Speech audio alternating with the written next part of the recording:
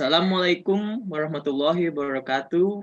Welcome to our webinar with title Armenia, Azerbaijan, Role of Politic Elite and Social Society. First of all, I'm sorry for the attack on the city of Ganja that killed many people recently, and I hope this conflict will be resolved quickly and things will be returned to normal. Thank you for the effort of our speaker and special guest, Mr. Syafii Efendi as President of OIC Youth Indonesia, Mr. Tantan Taufiq Lubis as Chairman of Indonesian National Youth Council, Mr. Ahmed Quraishi as Journalist and Executive Director of Youth Forum for Kashmir, Mr. Zaman Bajwa as Lobbyist at Youth Forum for Kashmir, Mr. Sultan Zahidov as Senior Lecturer at Baku State University, Mr. Intigam Huseynov as Embassy of Azerbaijan to Indonesia, Miss Elif Kipchak Elesgerli as journalist, and last but not least, Miss Astrid Nadya Rizqita as Secretary General of OIC Youth Indonesia. Also, I give my most welcome to the audience who spend their time for bearing with me in this webinar. For the background, on Sunday last week, 27 September 2020, at COVID pandemic, 19 and decline economic of many countries, the world was shocked by the escalation of the conflict between Armenia and Azerbaijan. The battle this time is the biggest after the Karabakh War in 1992 until 1994. In today's webinar, we will discuss and hear in different point of view about this conflict and perhaps generate the robust outcome to cope with this conflict. My name is Bangkit Ausamapta Harvin, and thanks for having me as your moderator. Our webinar will be consist of 5 sessions, including question and answer. Little notice here, if you want to ask a question, you can use either chat box or unmute yourself. Without further ado, let's proceed to the first session, which is opening remarks from Mr. Syafii Efendi. For Mr. Syafii Efendi, the floor is yours.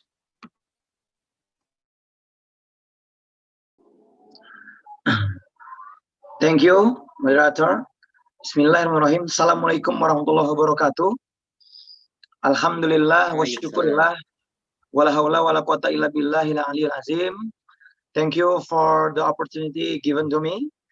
And special thanks for Mr. Ahmed Quraishi, journalist and executive director of Youth Forum for Kashmir.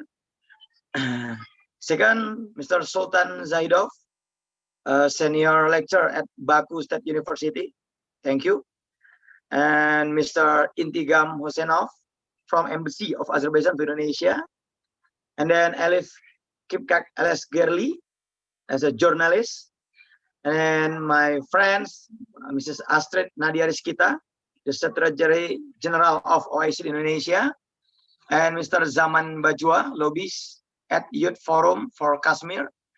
And my senior, my brother, Mr. Tantan Taufiq Lubis, Vice President of OICYF, and good moderator, Mr. Bangkit Ausamapta Harvin, Head of Youth Development OIC Indonesia tonight.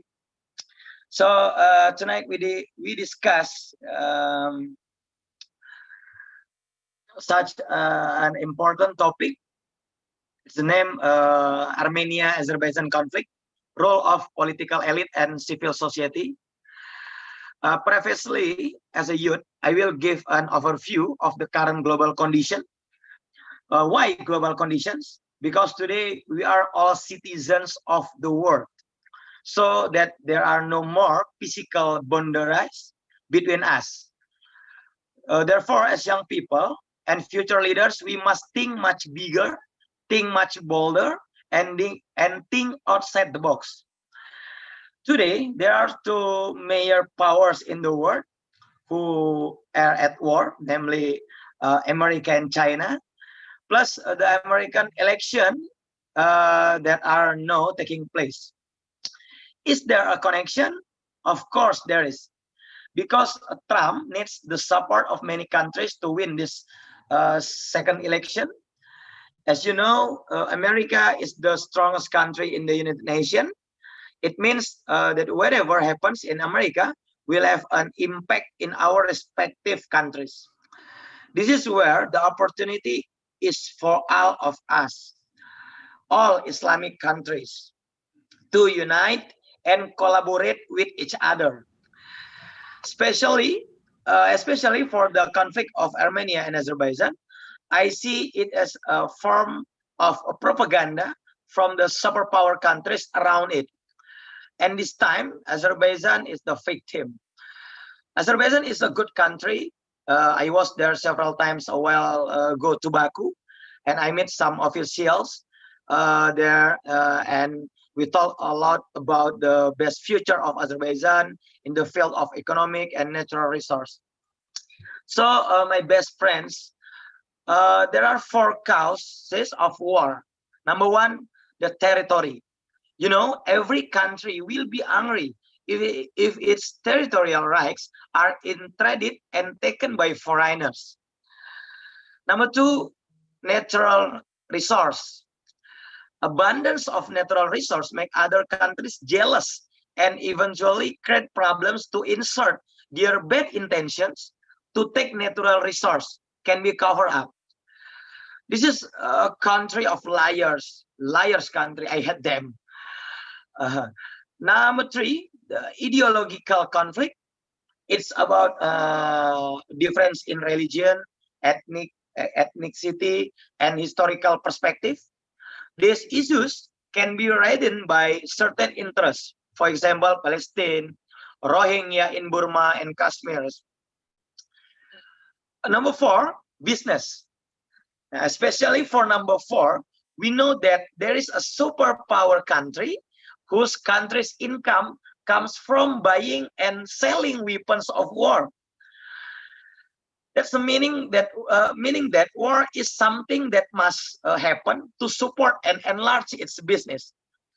So I think you know the country. So we love Azerbaijan. We love all Muslim country. So thank you for the time. I'm Syafii Efendi from OIC Indonesia. Have a good discussion. I hope our discussion this time will give new ideas, new resolutions, new enthusiasm to prioritize public interest and the world security. I love Islamic countries. I love the unity of Islamic countries. Thank you. Billahi bismillahil haq. Wassalamualaikum warahmatullahi wabarakatuh. Thank you. Thank you, Mr. Syafii Efendi, as the President of OIC Youth Indonesia. Such a great, insightful opening remarks from him. And next, we move to our second opening remarks from Mr. Tantan Taufiq Lubis, as the Chairman of Indonesian National Youth Council. For Mr. Tantan, floor is yours. Assalamualaikum warahmatullahi wabarakatuh. You can hear me clearly? Yes, sir. Okay. Innal hamdalillah nahmaduhu wa nasta'inuhu wa nastaghfiruh wa na'udzu billahi min shururi anfusina wa min sayyiati a'malina may yahdihillahu fala mudilla lahu wa may yudlilhu fala hadiya lahu. Yaqulu tabaraka wa ta'ala bi kitabihil aziz, a'udzu billahi minasy syaithanir rajim, bismillahirrahmanirrahim. Wa'tasimu bihablillahi wa la tafarraqu. Innamal mu'minuna ihwah faslihu baina ahaikum al-ayah. First of all, let's thank to Allah subhanahu wa ta'ala who already give us opportunity to be together here, who has given us the gift of healthy, a life full of blessing, protect us from COVID-19, and another barakah from Allah subhanahu wa ta'ala, and let's say alhamdulillah for it. Secondly, salawat and salam may always be devoted to Prophet Muhammad sallallahu alaihi wasallam, who has brought the ummah, all of us, from the darkness to the lightness, from Jahiliyah ila Islam, and also he already saw us the path of the truth and the strike path or Siratal Mustaqim to all the mankind in the world. And third, I would like to take this opportunity to thank to all honorable speaker who took time to be with us tonight to deliver his speech, his perspective, and his enlightenment in our online discussion about the role of political elite and civil society. Assalamualaikum, my brother Sultan Zahidov, Zaman Bajwa, Ahmed Quraishi, uh, who's another? I forgot. My brother Intigam for embassy of Azerbaijan to Indonesia, and also I don't want to forget. Would like to thank and congratulations to ICU team and Youth Kashmir Forum, not only for making this webinar online tonight, but also for their leadership, their passion, their dedicated and developing network of Muslim Ummah, empowering youth, young generation around the world, and mutual helping movement among the people, especially in the OIC member countries. Their brother, sister, and all audience, I would like to start my welcoming speech by quoting what we call it, uh, the preamble of Undang-Undang 45, or we call it Indonesian Constitution in the alinea 4 and paragraph 12, that the preamble of our constitution given mandate to all the stakeholders of Indonesia, to all the people of Indonesia, including the government of Indonesia, to participate in carry out of the world peace order based on freedom, internal peace, and justice. So it's clear for us, for the state of Indonesia, for the people of Indonesia, to participation in realizing with world peace as the mandate of the opening paragraph of the Undang-Undang 45 Indonesian Constitution. So no doubt for us to be involved in this matter, to be involved in the uh, Azerbaijan and Armenia conflict, and to become a mediator between both, inshallah. Brother, sister, and all audience, I would like to tell how Indonesia role in creating world peace from Soekarno Hatta until Joko Widodo. We know it in two ways. Through first, through the international relation, and the second is with international organization. Based on law of Indonesian Constitution number 37 to 1099 has explained that the meaning of international relation is activities that involve regional and international aspect carried out by the government at the central and the regional level, and also with the business entities, political organization, community organization, NGO, citizen, and also youth organization like OIC Youth Indonesia, like ICYF, like National Youth Council, like Kashmir Youth Forum also.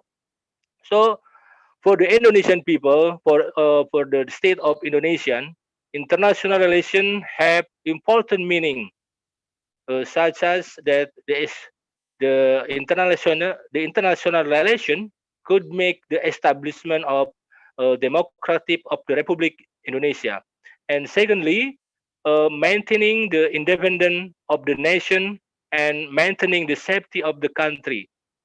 Uh, Third, promoting the international peace through many platforms in Indonesia and also in OIC countries. And fourth, increase the brotherhood of all the nations in the world, including with Azerbaijan and especially all the OIC member countries. Brothers and sisters around the world, I would like also to tell that the pattern of relation, international relation developed by Indonesia can be seen from Indonesian foreign policy. Indonesian foreign policy apply the principle of foreign policy that is free and active, atau kita sebut dengan bebas aktif. And also the free and active policies is dedicated to the national interest. This means free, the Indonesian people or the Indonesian government is free to establish the relation and cooperation with any nation in the world, including Azerbaijan and also Armenian. And I would like to tell also about the free and active policies in international Indonesian policies, that active mean that Indonesia and the people of Indonesia always strive actively in effort to create world peace based on independent internal peace and social justice as regulated in the fourth paragraph of the preamble of Indonesian constitution. Brother and sister, nowadays diplomatic activity increased significantly in line with complex issue in international relation, including the Nagorno-Karabakh issue, justice for Kojali, Kashmir, Uyghur, and all the Islamic issue in the world. And international relations are no longer seen merely as relation between countries, but also include relation between international community, as we are from the youth organization and from the NGO perhaps. Thus, the traditional diplomacy, or what is known as first track diplomacy, which is only involve the role of the government in carrying out a diplomatic mission. Of course, will not be effective in conveying diplomatic message to the country. Therefore, a diplomatic country or public diplomacy activities involve the public participation, like us, like the young generation, like NGO, will be needed in order to complement the traditional diplomatic activities as we thought as before. The main reason for this public involvement is based on a fairly simple assumption that the government is not only able to answer the various challenge in diplomatic issue. As the example that our government, they didn't take decision to become the main supporter in the conflict of Azerbaijan and Nagorno, but we are, as the NGO, as the civil society, as the young organization, could be stand in the side of Azerbaijan as the main supporter against the Armenian. So through increasing public diplomacy activities, we are hope that the diplomatic effort will run more effectively and have broader and bigger impact to the international community. In addition, we also hope that this public involvement, you, me, and all of us, can pave the way, can give the way for negotiation carried by our government, by Pakistan government, by Indonesian government, by Armenian government, by Asian government, out by government and all government representative. While at the same time, also we can providing the input and different perspective in looking the problem of conflict in the OIC member countries.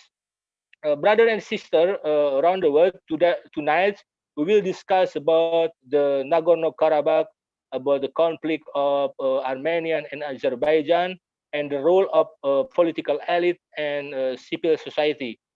Already here with us, the expert from the Baku University, from State University, and from what's Youth Kashmir Lobbyist, Youth Kashmir Forum, and also from Wise Youth Indonesia, Mrs. Astrid.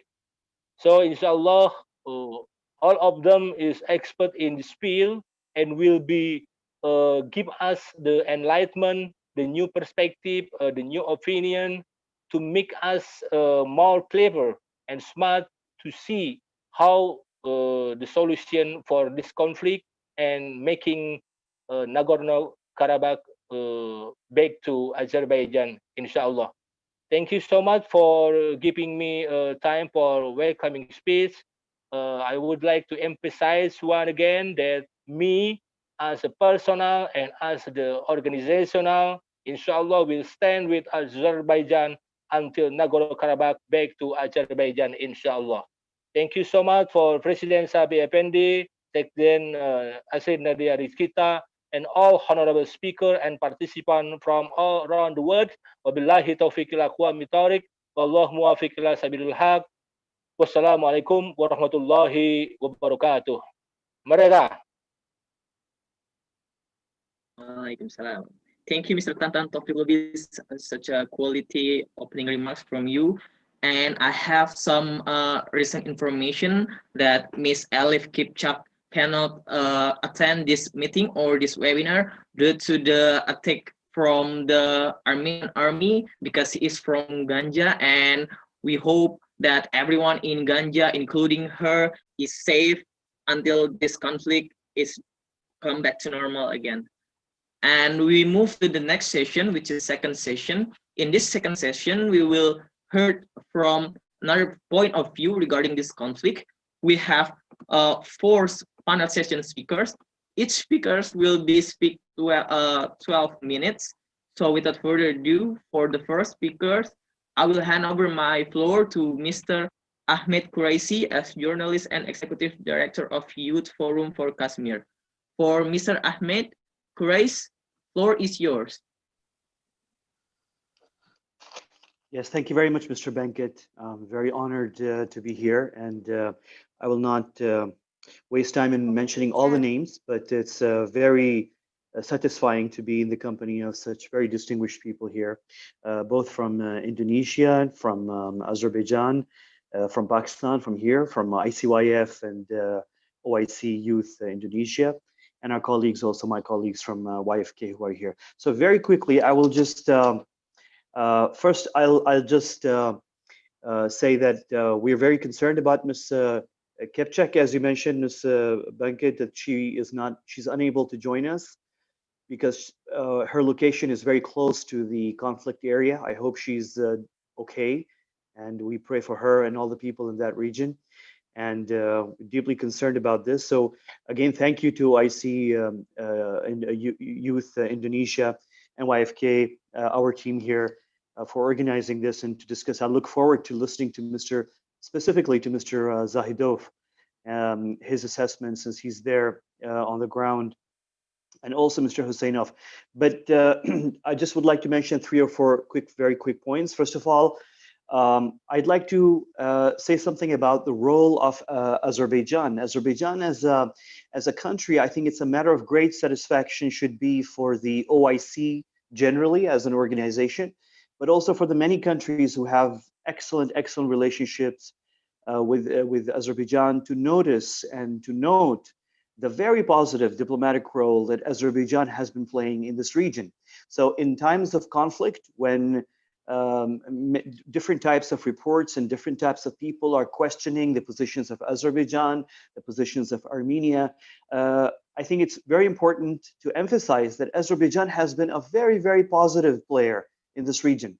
And I think it's very commendable the way the Azerbaijani diplomacy has handled the conflict on Nagorno-Karabakh since 1992, 91, 92, and 93 and 94, very positively.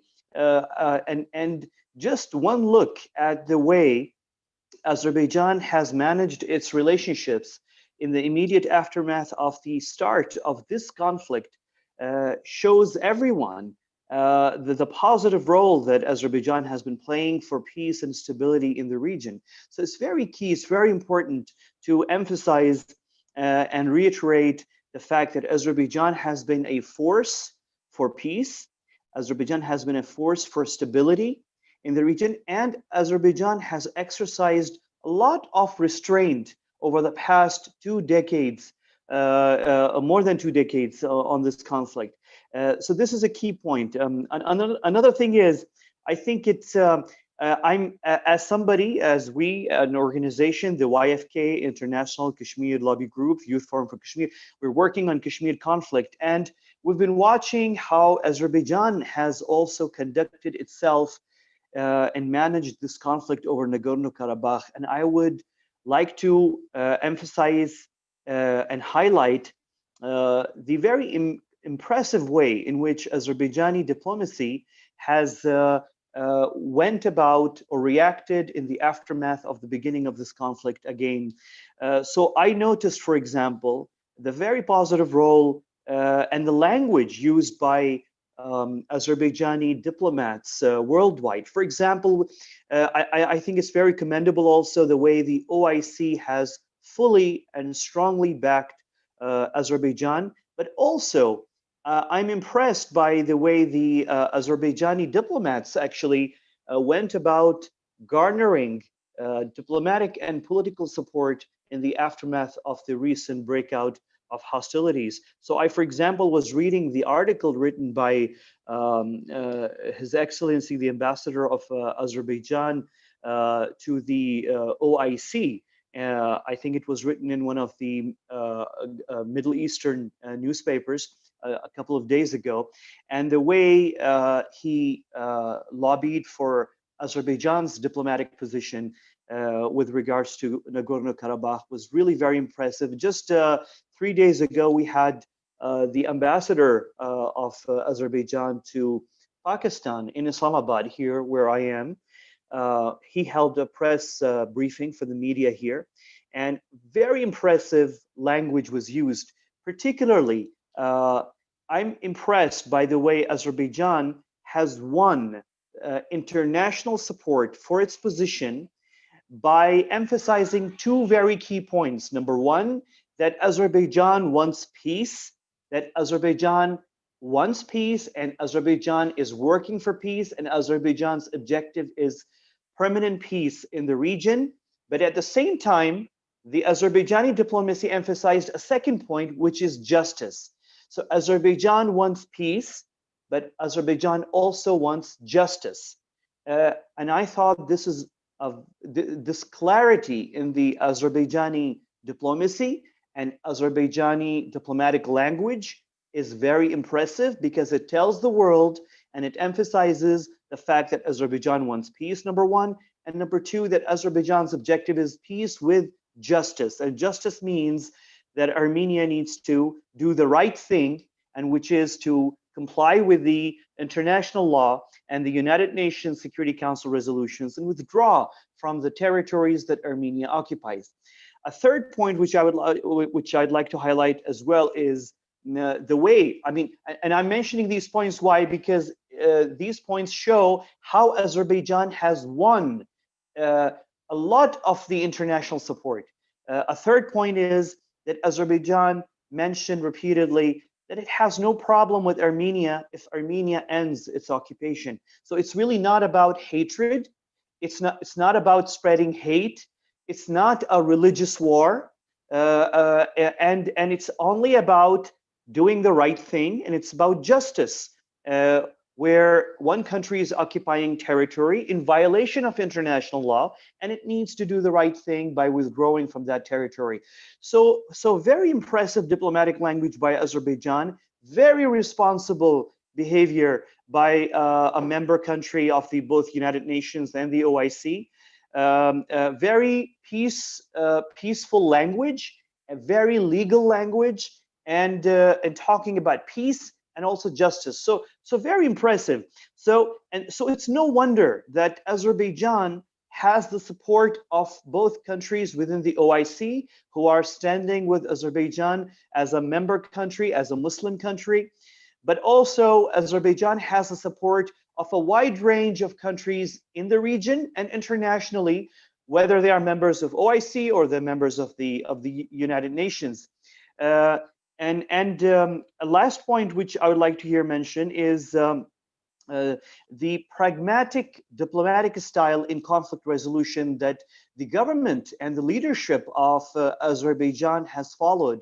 So, for example, and here, of course, we should, all OIC member countries are supporting Azerbaijan, but in particular, the support given by the government of Turkey is very commendable, very highly commendable. Obviously, Turkey is right next door. I'm sure all other OIC member countries are supporting diplomatically and politically, and maybe are exploring other means of supporting Azerbaijan. But Turkey being right next door, physically attached to that region, Turkey has the government of Turkey has taken excellent steps. But also here, I would like to return to Azerbaijan's government steps. Azerbaijan has been very pragmatic diplomacy. I mean, this is a country which is connecting Central Asia and Europe and Middle East through its gas pipeline diplomacy, its energy diplomacy, very positive role. So I noticed, for example, when this conflict began, and Azerbaijan to bolster its military preparedness needed the use of drone technology in warfare, for example. It knew that it had two countries nearby that are very good in drone technologies. One is Turkey, and the other country is Israel. And Azerbaijani government went where it should and did what it has to do to secure this technology in order to bolster its military preparedness to fight for what it's right. Because although Azerbaijan wants peace, Azerbaijan also wants justice. And Azerbaijan will defend its people and will not be stopped by rhetoric or other diplomatic games that are often played, and stop from executing its main responsibility, which is to defend and protect its people and protect its territory. So I highly value the way the Azerbaijani diplomacy also talked about the fact that it has no enmity, no hatred with the other country involved in this conflict, Armenia, that it's about justice, that it's about peace, it's about abiding by the international law. All of these things really I think are very positive. It's a good thing that a member country of the OIC is offering such a positive example to the world as being a very positive player in its own region, and being very clear about conflict resolution, about wanting peace in the region, but also defending what is right and asking for justice. So with this overview, I will end my intervention here, and thank you very much once again for the hosts for this opportunity.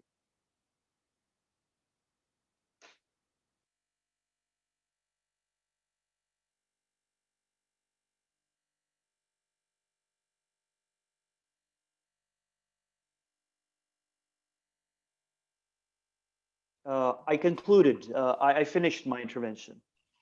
Please open the mic. Okay, sorry. Okay, thank you, Mr. Ahmed Kurais, for your quality, insightful speech from you. That I have to mention that this is not a hatred war, no religion war, but this is about how we should respect the legality and international law that has been made. So we can avoid all the fake news that has been made by Armenian buzzer. They make more hatred in the internet, and that can lead to the fake news and more chaos in this conflict. Okay, now we move to the second speaker, which is Mr. Sultan Zahidov, as the senior lecturer at Baku State University. For Mr. Sultan Zahidov, floor is yours. Dear organizers, speakers, distinguished guests, first of all, thank you very much for creating such an opportunity for me to be able to participate in such an important webinar on such a sensitive issue for us. And I would like to express my gratitude for that. I would like to express my gratitude to OIC Youth Indonesia and personal to Mr. Zaman Bajwa for inviting me. And yeah, that's Nagorno-Karabakh is quite sensitive issue for us. Therefore, we try to speak about it, and one of our duty is to make sure that others know about what's happening there in that region. And therefore, in order to understand the current situation, I guess as a lecturer, as a professor, we have to look a little bit back to the past, as Mr. Bajwa also told me that I better use facts there. So in order to clarify those facts, I guess it would be better if we go to the past and see what happened in the region before. So therefore, I have elaborated a small piece of presentation for you, so that it will be clearer for you the history of this conflict. Now let me share my screen with you first of all. Yes, that's a small presentation. I'll touch on the main points. And can you all see my desktop here? Yes. That's great.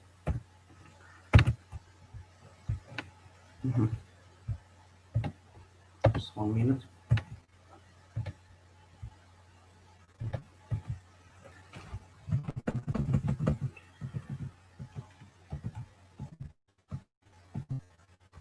So let me provide some brief historical background on this conflict. First of all, we can say that it all started with from the 19th century, and several treaties were signed there between Khanate of Karabakh and Russia in 1805, between Russia and then Iran and Russia and Iran. Two treaties were signed, Kyrgyzstan and Turkmenistan.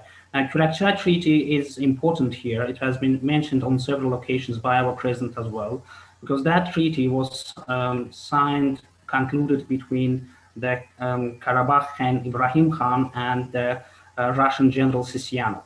And Ibrahim Khan was an Azerbaijani, which once more time, this treaty one more time indicates that Karabakh was Azerbaijani Khanate. It did not have anything to do with Armenians. Armenians actually never lived there before. Then, as a result of Turkmenistan Treaty, one of the points of articles of Turkmenistan Treaty stated that thousands of Armenians it envisaged the resettlement of thousands of Armenians from Iran and eastern parts of Turkey to the Azerbaijani, to the western Azerbaijani territories, mainly Yerevan and Karabakh and Khanate, and also Zangezur. And as a result of these resettlements, those Armenians started to migrate and started to live in those territories. And ultimately, it was the actually deliberate policy of Russia to create some kind of religious balance in the region. And ultimately, in 1828, Armenian Oblast was created there. And then Armenians living there, they started to pursue the policy of ethnic cleansing, especially in the beginning of 20th century. They wanted to show to the world that these territories belong to them. So therefore, deliberately, they started to kill Azerbaijanis living in Zangezur, Karabakh, Yerevan, and Nakhchivan. And then in 1918, we had a republic, the first independent republic, ADR, established. And Karabakh was within ADR. But ultimately, we all know that Azerbaijan became a part of socialistic Russia.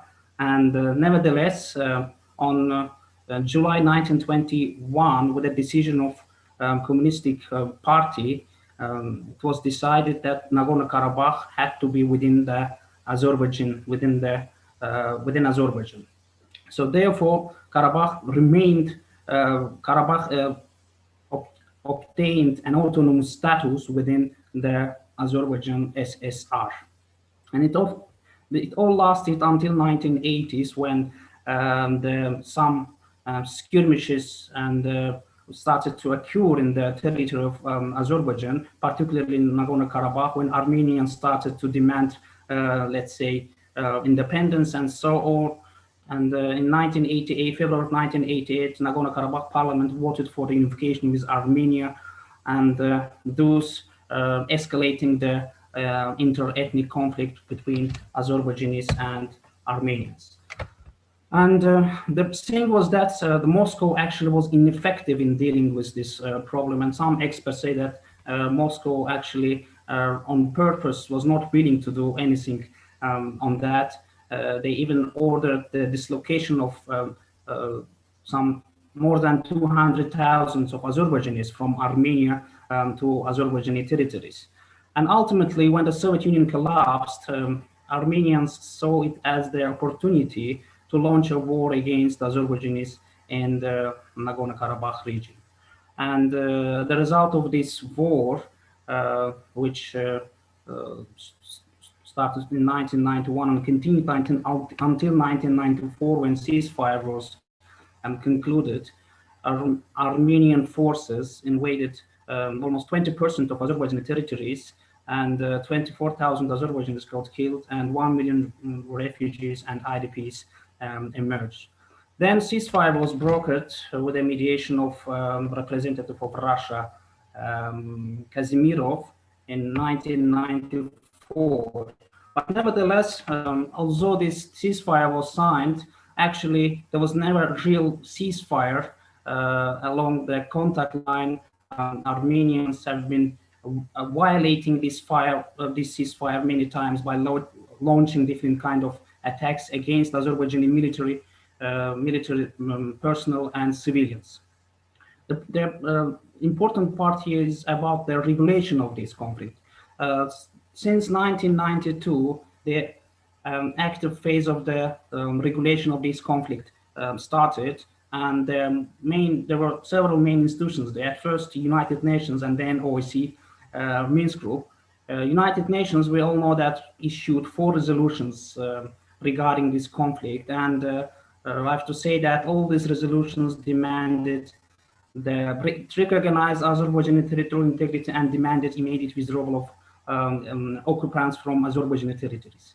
But the problem is that none of these resolutions have been implemented so far by Armenia.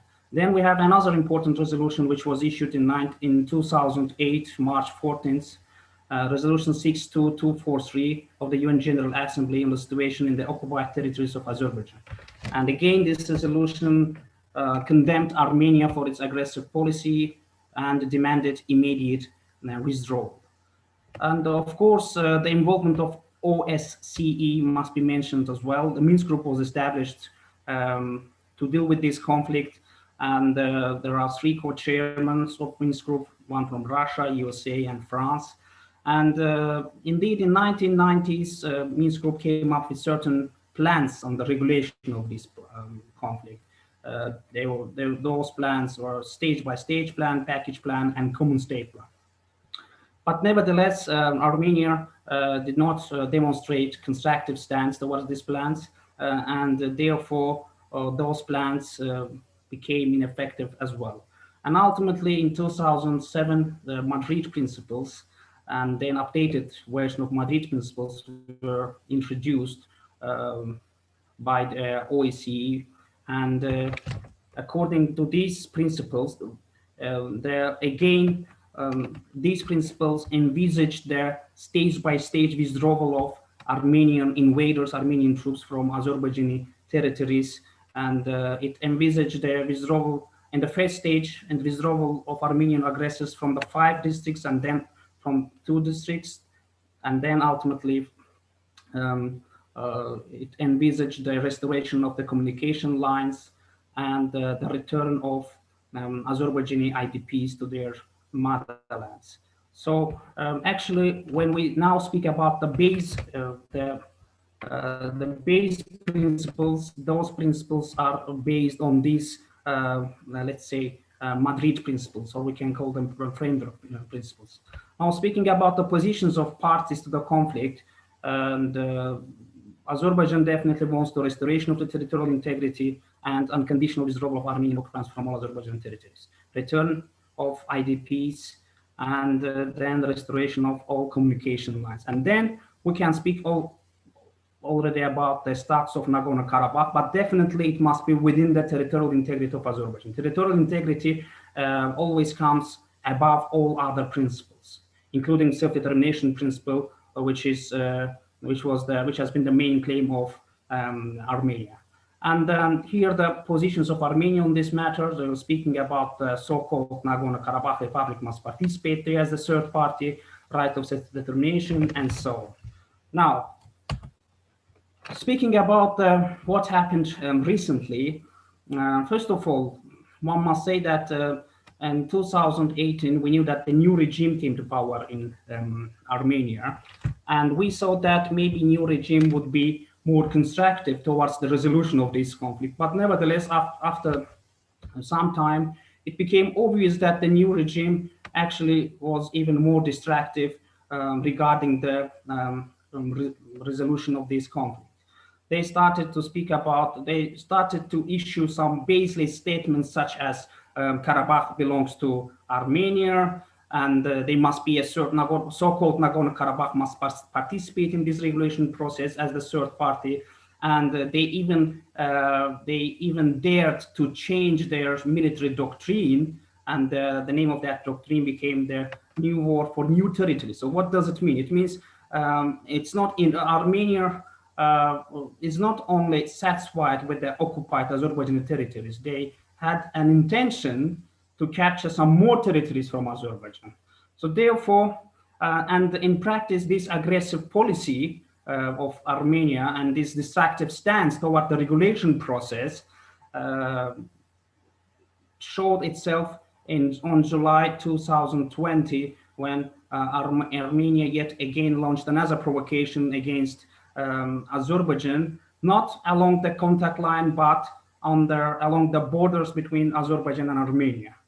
And ultimately, the clashes broke out there. And in the aftermath of these clashes, 12 Azerbaijani servicemen, including a well-known general and one civilian, were killed. The main goal of Armenia by launching this provocation against Azerbaijan was to, first of all, to threaten the main energy corridor of Azerbaijan. If you look at the map, you would see that this is the red square, and there actually Armenian provocation broke out. So that place is very close to the energy corridor, to the communication lines, which through which Azerbaijan actually transfers its oil, gas resources to other states. Baku, Tbilisi, Ceyhan, Baku, Tbilisi, Gars, and Baku, Tbilisi, Erzurum pipelines.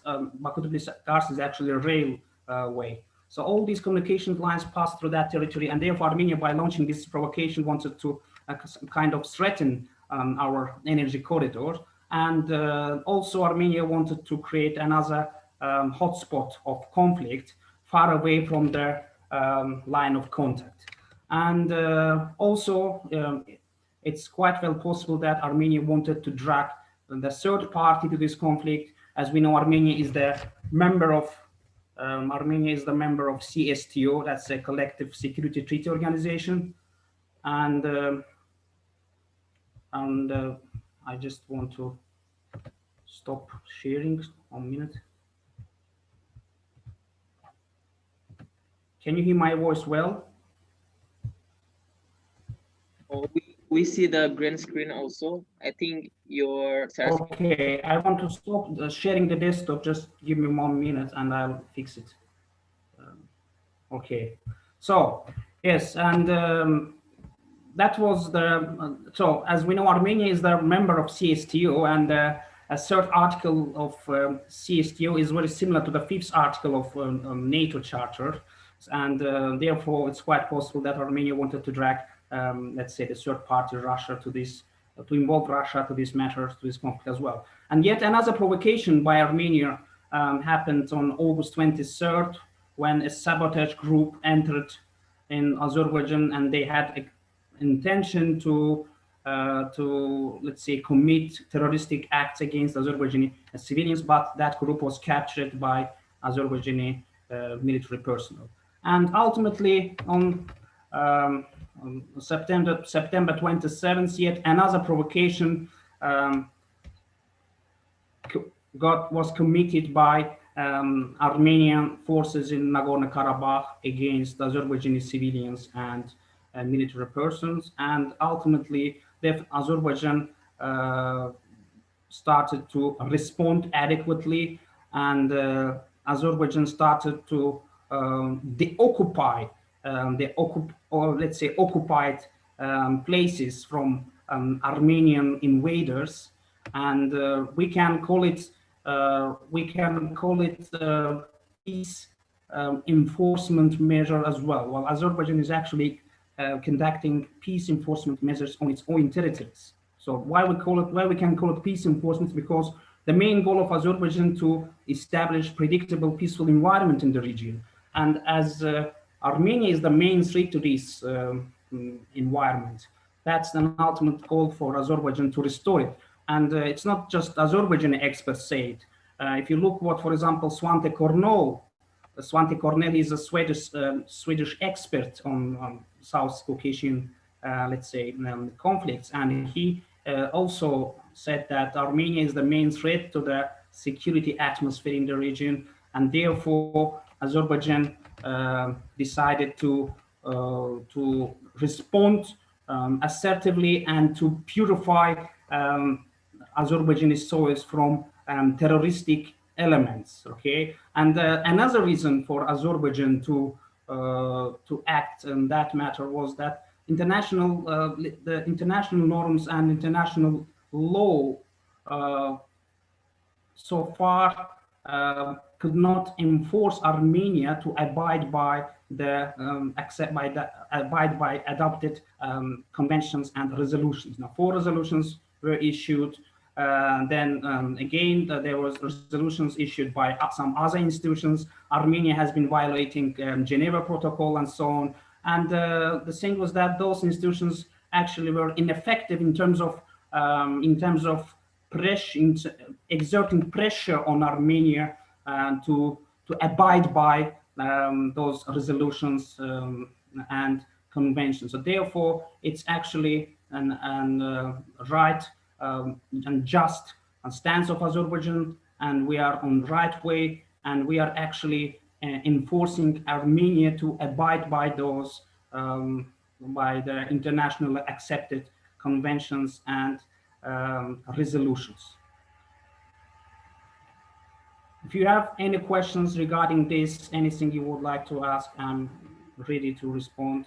And we all know what happened today in Ganja, and that's yet the thing was that after liberating some of our territories on October 10th, the humanitarian ceasefire was brokered between Armenia and Azerbaijan.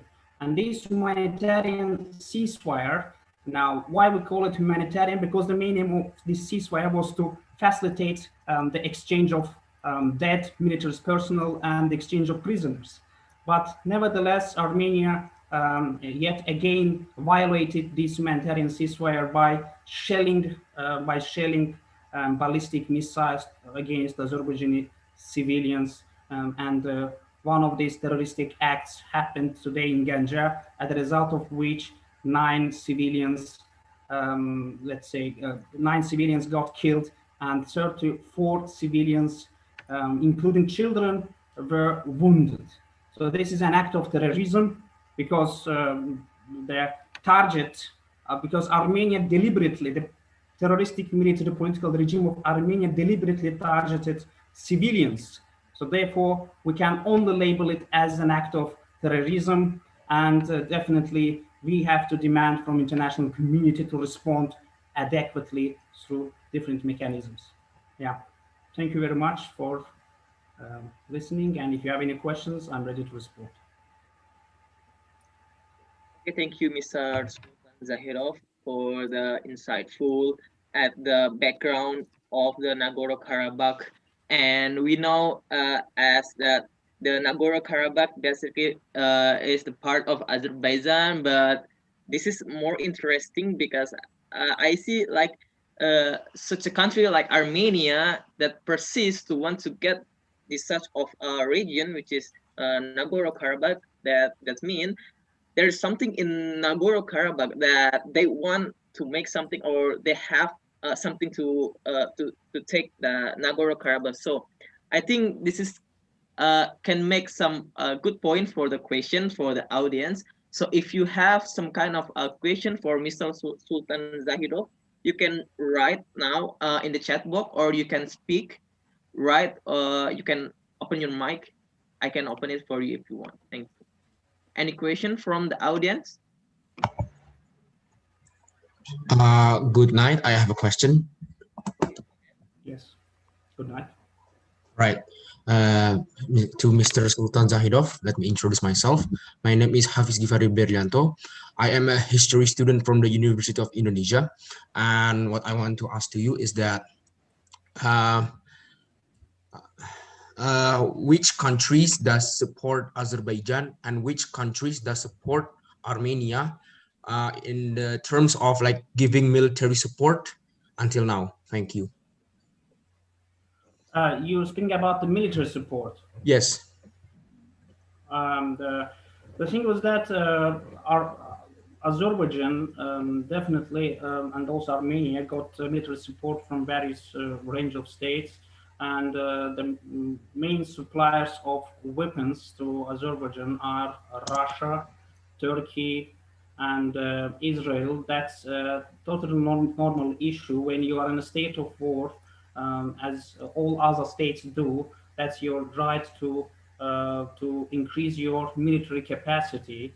And you know, there was this famous realist Hans Morgenthau, who is the author of the book Politics Among Nations, and he was writing that the most important value for a state is a national interest, and you provide the states provide their national interest through mainly power, because power is the most effective mechanism.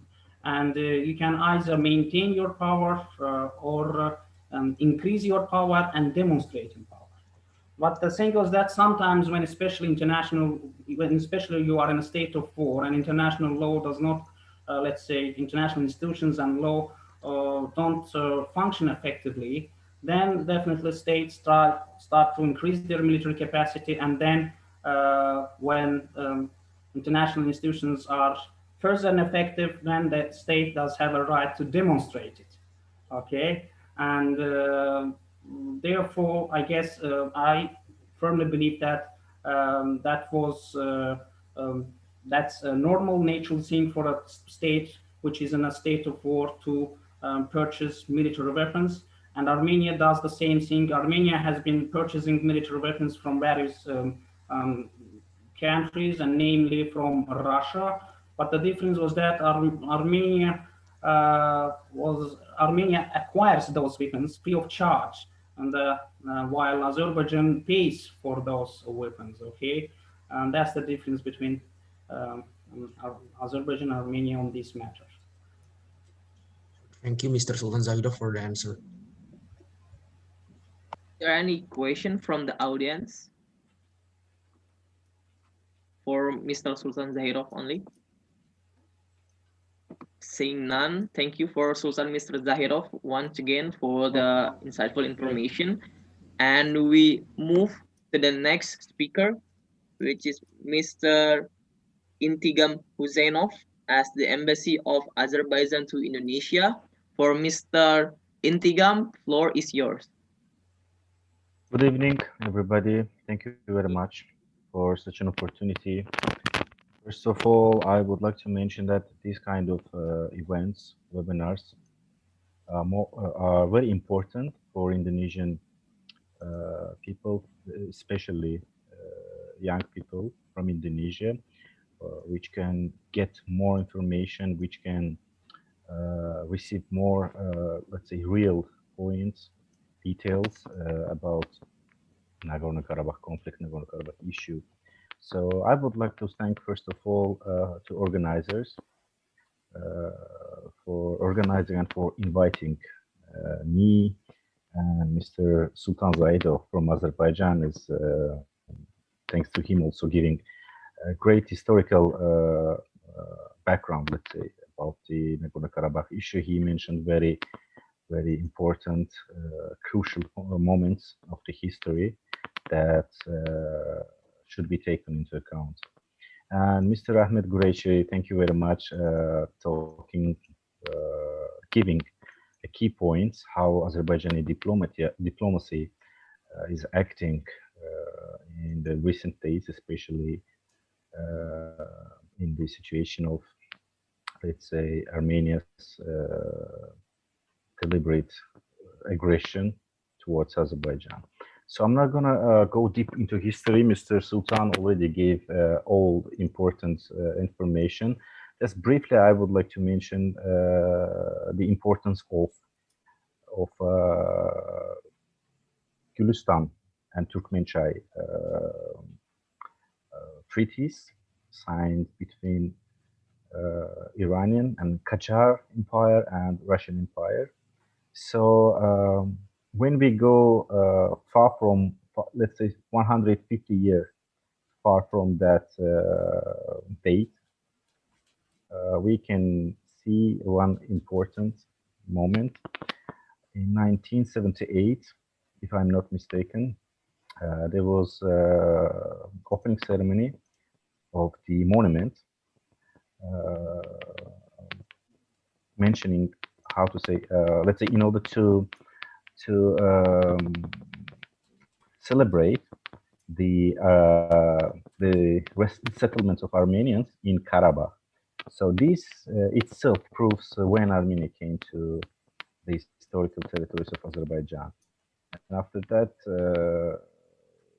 separatist, say, movements, and then war, and in 1994 and 2012 May ceasefire signed, but this ceasefire also has been have been violated several times by Armenia, by Armenian armed forces, and the final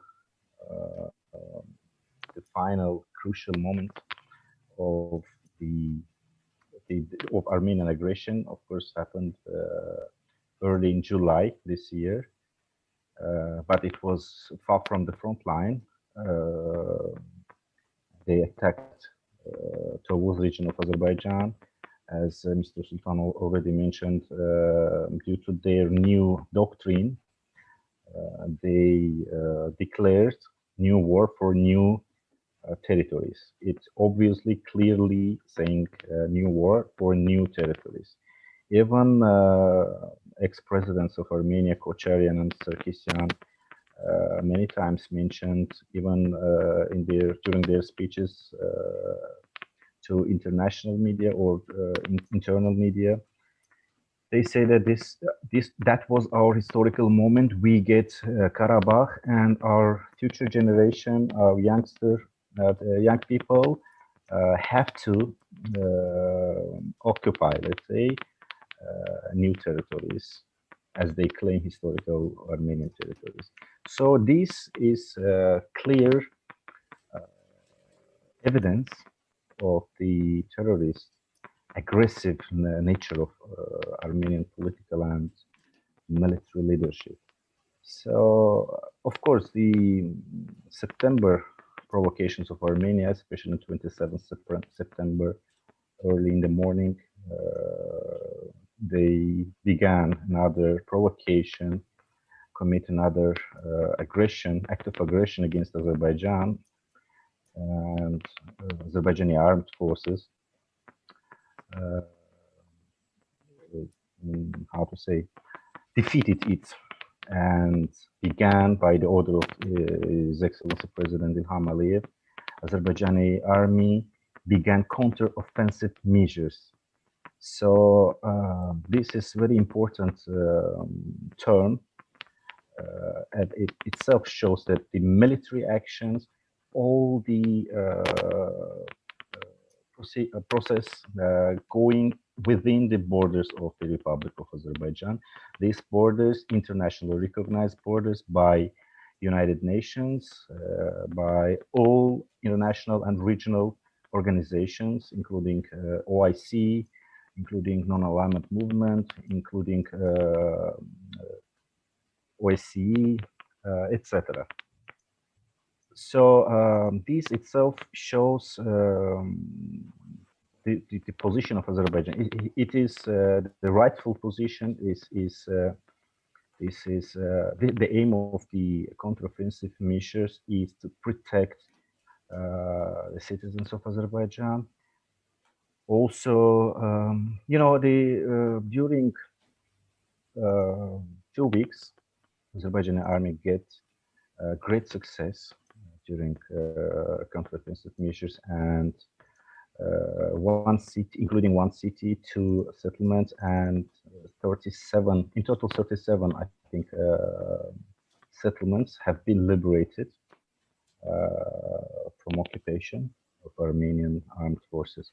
So during these 2 weeks, we saw another provocations of Armenia.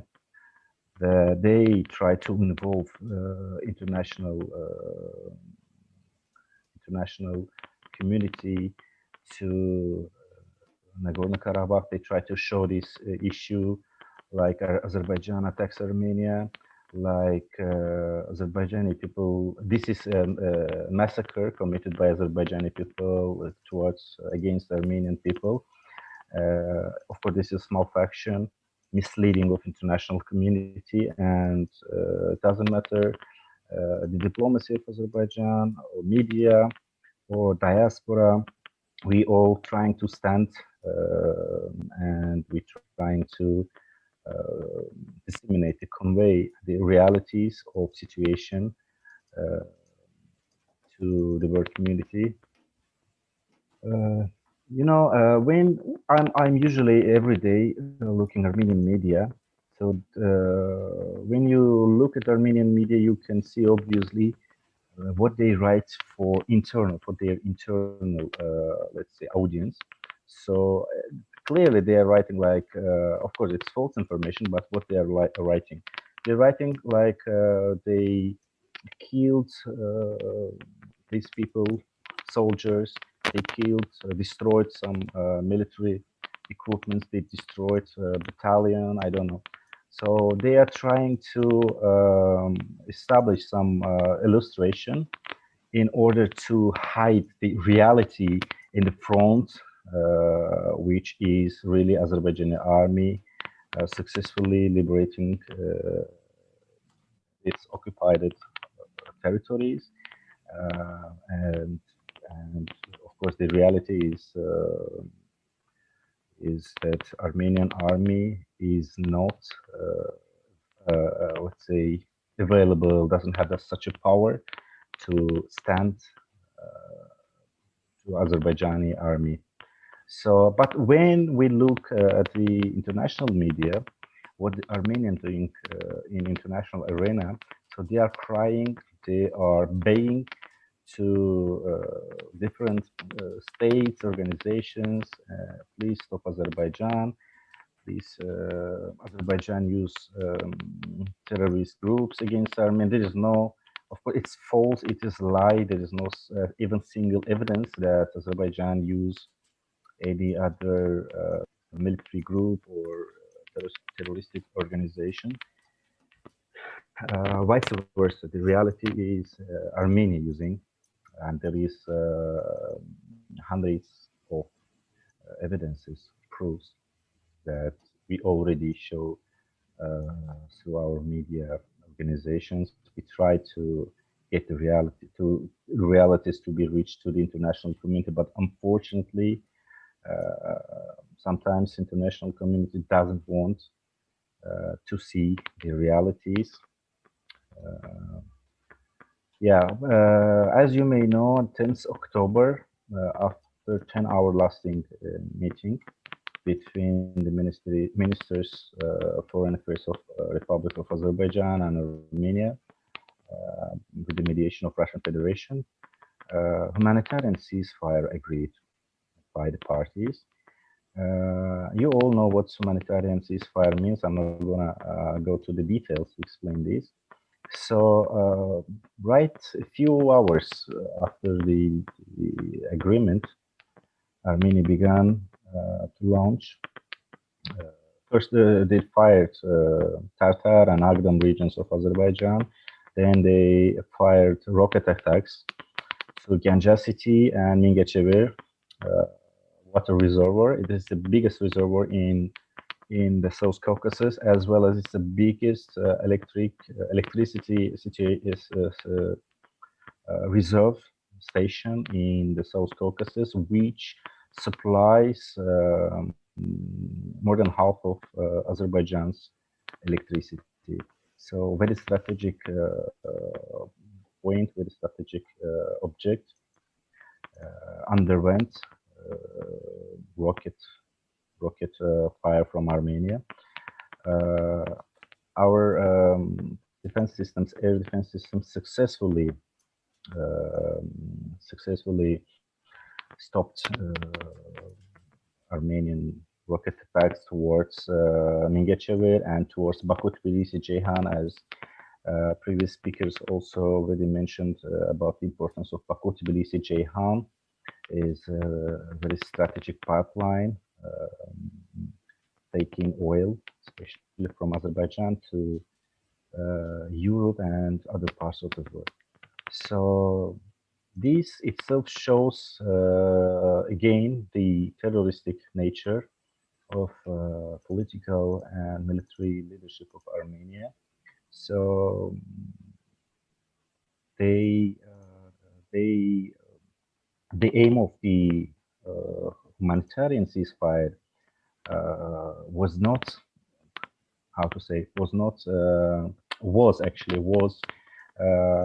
small break during the war, during the military operations, in order exchange of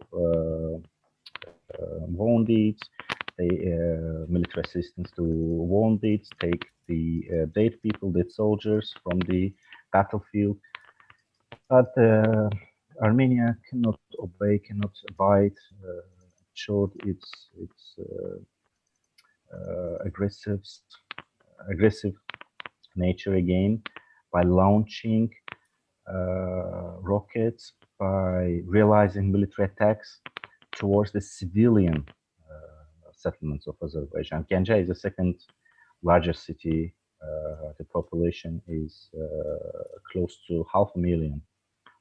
So, and it's very close to the border with Armenia, not only to Nagorno-Karabakh, but it's very close to the border with Armenia. And why we say it's a provocation? Because the rockets launched to Ganja launched from territory of Armenia, not from Nagorno-Karabakh or adjacent territories of Karabakh. So this is yet another evidence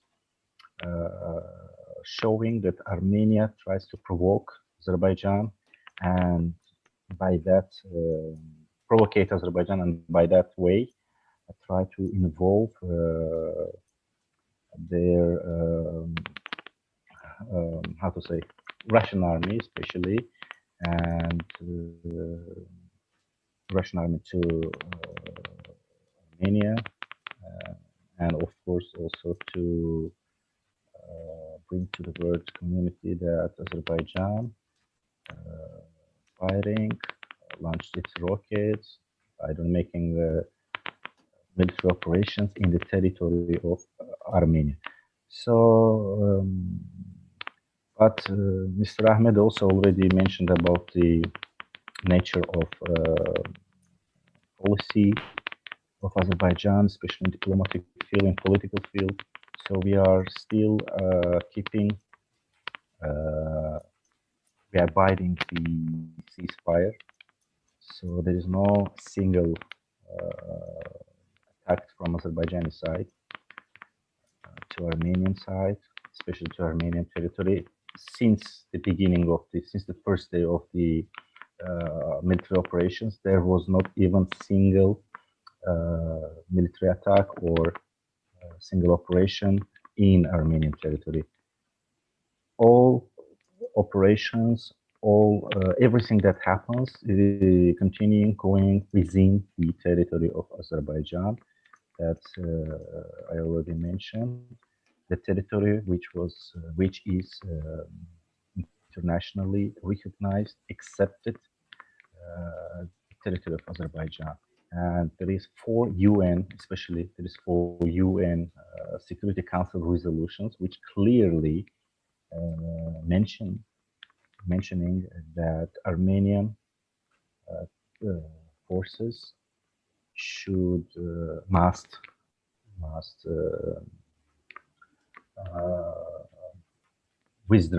be withdrawn unconditionally and immediately, must be withdrawn from Nagorno-Karabakh region and adjacent territories of the Republic of Azerbaijan. My speech came to the end here.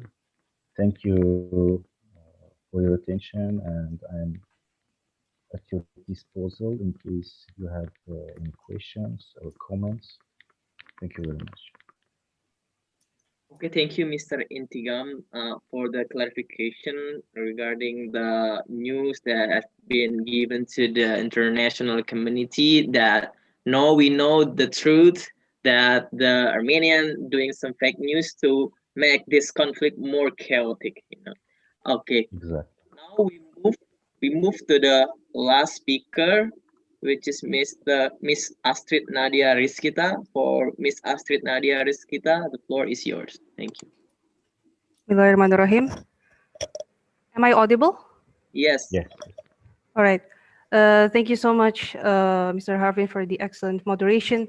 And also thank you to all the speakers, all the participants that have given your precious and valuable time, especially in the hard times today, not only due to the pandemic, but due to the war everywhere, including in Nagorno-Karabakh. And before that, I'd like to also thank the committee, the organizers, for the initiatives, especially our co-organizer from Youth Forum for Kashmir, Mr. Zaman Bajwa, for the initiative for cooperation in holding this webinar, because this is the least we can do as the youth to initiate discussion for constructive dialogue, which hopefully could be forwarded to the respective stakeholders, partners, and policymakers that are directly can help alleviate the conflict. But before that, I'd like to check if the participants are still with us. Hello? Right. Let's make this a bit, more flexible. We know that it's way past the, we start way past the time, and it's already evening over here. Maybe in Baku and Islamabad, it's still evening, but not as late.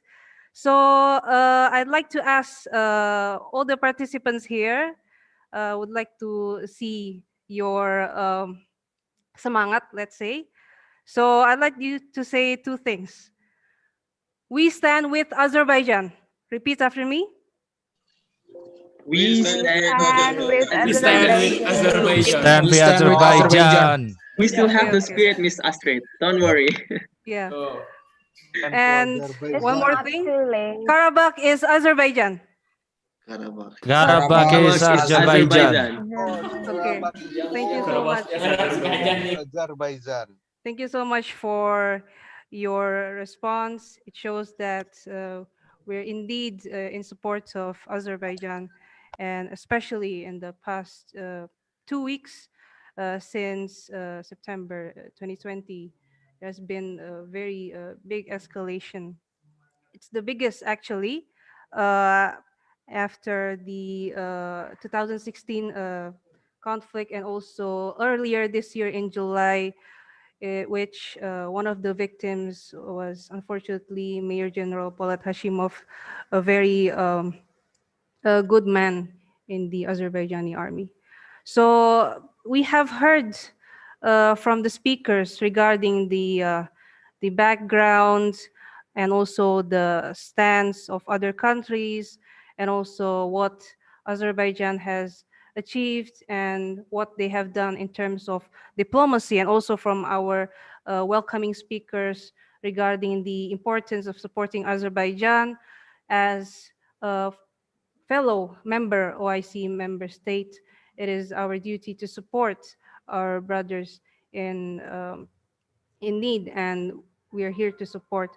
But as the representative of Indonesian youth, and as a young leader, as the Secretary General of OIC Youth Indonesia, in which there are more than 20 Muslim youth organizations with us, we are very saddened, and we regret also the lack of firm stance demonstrated by the government of Indonesia in responding to this conflict, unfortunately. Whereas in the past few weeks, we have heard that many countries, such as already mentioned, Turkey and also Pakistan, did not think twice in proving, a moral support to Azerbaijan, because unfortunately, in the early days of the escalation, uh, the media in Indonesia was not much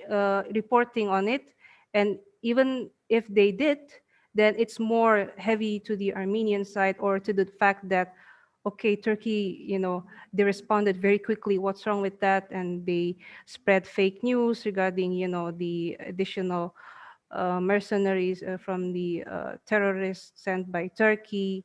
They're in Azerbaijan, when it is actually the reverse. So it's important to raise awareness. But then again, uh, from the public of Indonesia, they still did not yet understand why Mm-mm. we as Indonesians are of OIC Indonesia want to support Azerbaijan. So there are many, misconceptions, and also the lack of literacy and awareness. So I'd like to first start with the fact that, as mentioned by Mr. Tantan in the welcoming speech, it is our duty as Indonesia to follow the opening of the amendment of our Constitution 1945, in which, peace is our goal, and therefore, it is non-negotiable. And also in the Constitution number 37 in 1999, in terms of foreign affairs, the implementation of foreign affairs is not only, by the government, and it's based on principles of equal degree, mutual respect, and it is implied in the Pancasila and the 1945 Constitution preamble, in which objective is to participate in the world order that is free from colonialism, and our aim is eternal peace and social justice. And the implementation could be through the regional forum, international forum, multilateral, bilateral, and it is enshrined in the principle of free and active diplomacy. So the direction is already given by our forefathers, and we are regretful of the lack of implementation of this. And as youth, we're still striving regardless, and we're still pushing for our government, be it in the executive, in the ministry, or in the legislative, in the parliament, or the interparliamentary cooperation, to do more, to speak out more loud and clear for justice.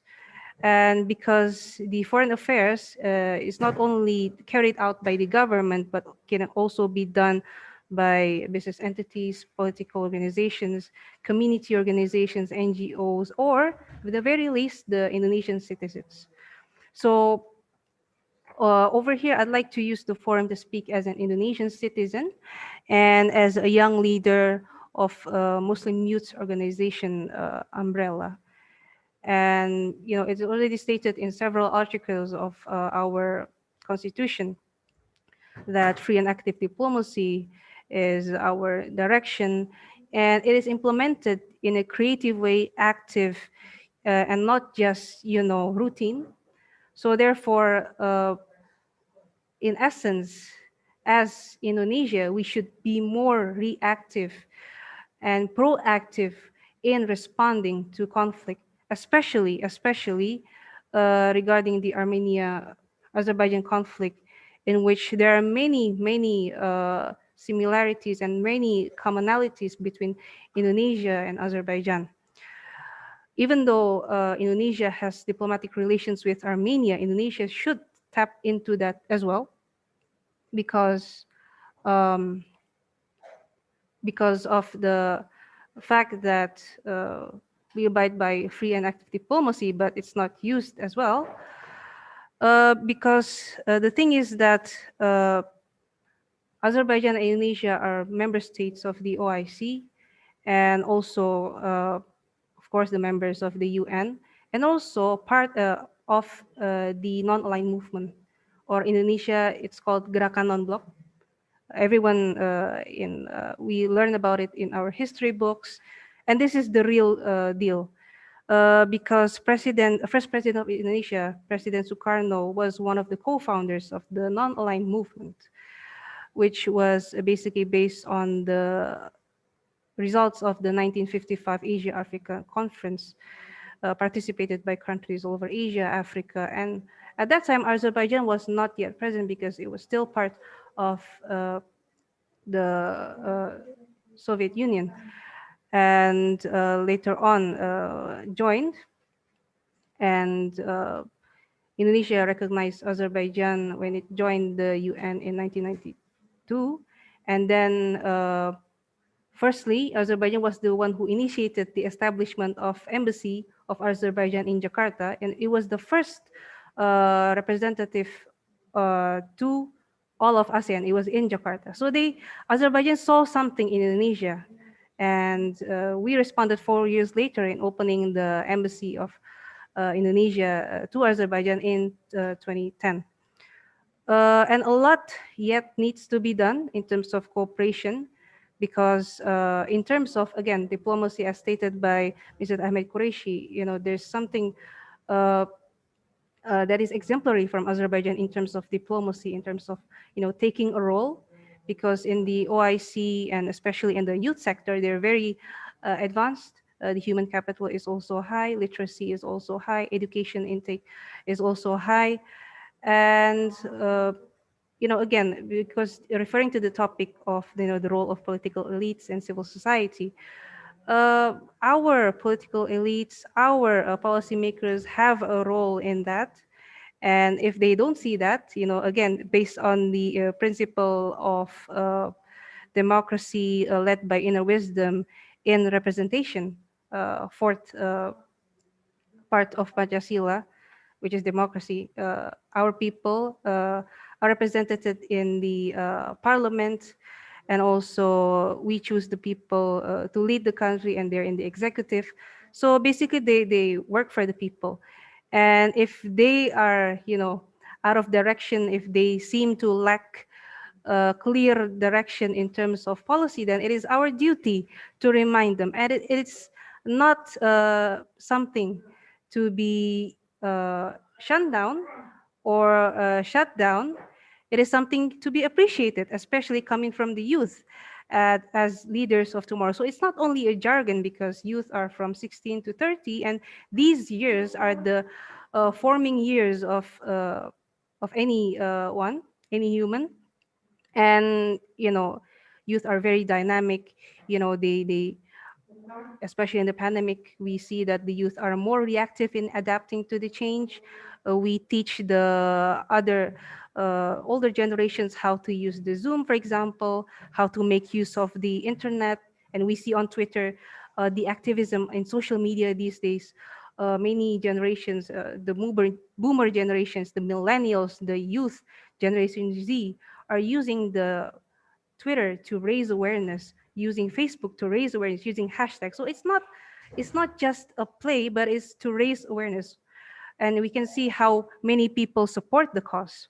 So the youth have a great role in that. And I'd like to emphasize the importance of the role of youth all over the world and the role of us as Indonesian youth to spread awareness. We are the ones that have the privilege to be in this forum, in this pandemic, to meet with people that know the issue. And it is our duty, how many people here? 29 minus the speakers, around 20 people, to spread awareness to our peers and to stop sharing fake news. So this is one of our duties, and it's very important. And obviously, in terms of raising awareness, this conflict has been going on for 30 years. And again, we have seen in the statements of President Ilham Aliyev that other countries have said to stop fighting, go back to the negotiating table, maintain peace. But the thing is that, do we have to wait for another 30 years for this to stop? So we'd like to emphasize that it's important for uh, us to emphasize to the Indonesian government to pick a side, support Azerbaijan morally, because other countries have said stop fighting. But the thing is that yesterday there was the ceasefire, and yet today they attacked the city of Ganja. So again, stopping the aggression is non-negotiable. And regarding our actions, since 2008, under the general coordinator of ICYFDC at that time, uh, Her Excellency Ms. Leila Alieva launched the Justice for Hojali campaign to raise awareness about the genocide which happened in 1992. And Indonesia is one of the countries since 2010, 2011 was taking part actively in the campaign, and we have raised awareness to schools, universities. We made action in Bundaran HI, one of the important spots in Jakarta. And this year we did a campaign in University of Al-Azhar and many others. And regarding the escalation of 27 September 2020, we wrote and spread articles on the importance of the issue. And also we see that it's important for Indonesia to reconsider relations with Armenia. Why? Because the thing is that we see from the ceasefire, they still do violence. We see that as of 9th September, Azerbaijan army freed many villages, and but then again, the Armenia army attacked major cities, including Mingashever, including Ganja, which are far away from the conflict zone, which means that they are getting, more desperate. So it's important, again, to raise our understanding and raise our voice loud and clear as possible, and not to undermine any small effort, because it does really count. It really counts. And our action also included spreading statements in terms of video, which is already uploaded in the ICYF social media websites, and also raising awareness through social media and approaching to our parliament members. Actually, personally, we shared them the videos, the statements, and everything. And our efforts were not gone to vain. On the 1st of October, which is a bit late, especially the escalation started in 27 September, and also the first this year in July, Indonesia government, the Ministry of Foreign Affairs released a statement in the 1st of October. But then again, still we don't see any clear stance. And on the 6th of October, the Interparliamentary Cooperation also released a statement, but this time it's more vocal and more to the Azerbaijan side, but still taking a safe stance, guided by the Ministry of Foreign Affairs statement. So this webinar or discussion is the first since the escalation organized by us, co-organized with the Youth Forum for Kashmir.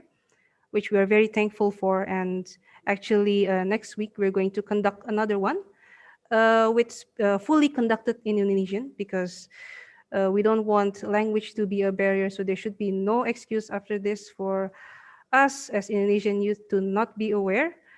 And after that, there will be further actions. Actually, earlier this week we had demonstrations regarding the job creation law, which was in violation of the quarantine regime, the social restrictions. So if the situation is still not yet in our favor, if the government is still not yet listening, then we're going to, take on the streets as well. So with that, I'd like to emphasize again that, diplomacy, again, is not only by the state, but there's a multi-track diplomacy. We can do awareness through literacy and also culture, cultural understanding, through arts. And this is something that we are working on as well. Earlier in this webinar, we played a song, tribute to Azerbaijan Justice for Hojali, written by our chairman of Youth Council, Mr. Tantan, Taufiq, Lubis, and inshallah will be released very soon, inshallah. So with that, I'd like to thank the organizers and everyone for the time, and we hope we can have a fruitful discussion, inshallah. Assalamualaikum warahmatullahi wabarakatuh. Thank you, Miss Astrid, for your some kind of persuasive speech for us as youth in Indonesia to give more awareness generally for the Azerbaijan and small or the formerly for the Karabakh and Nagorno. And now we move to the third session, which is a question and answer. In this question and answer, I have some question already in the chat box. So I want to give the first question to from Darlis Aziz, from Indonesian student in Turkey. I see the question is, I see the Nagorno-Karabakh conflict as having brought divided in escalation of regional politics in West or Central Asia and Europe, where there was make an polarization between the Turkish bloc and France against the West bloc, in this case France and Europe. How did you view it in terms of multipolar powers on this issue? What is turn going on to the future in the regional power? That's the question, and this question is given for Mr. Ahmed. For Mr. Ahmed, you can answer it. Thank you.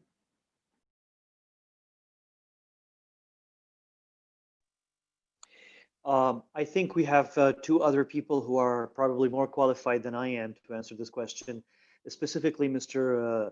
Zahidov, because I don't want to embarrass the diplomat that we have with us, Mr. Intigam Huseynov, and he's a diplomat. So I think this is a more of an analytical question. So I think Mr. Zahidov is more qualified than I am to answer this. But I will just add to this. I mean, I don't see this conflict as in terms of blocks, because anybody who knows this conflict and who knows Azerbaijan also specifically knows that Azerbaijan might be a small country, but this is a country that has many powerful friends, many strong friends. And one of the amazing things one of the things why I also admire Azerbaijan government and Azerbaijan diplomacy is that Azerbaijan, or in these almost 30 years, has created a web of amazing relationships worldwide. So you have countries very far away from Azerbaijan who are very strongly linked to Azerbaijan in terms of economy, in terms of energy, in terms of politics and diplomacy. So Azerbaijan packs, as they say in English, Azerbaijan packs a lot of punch in its diplomacy. So I don't think that we are yet seeing blocks sort of being created. Not yet.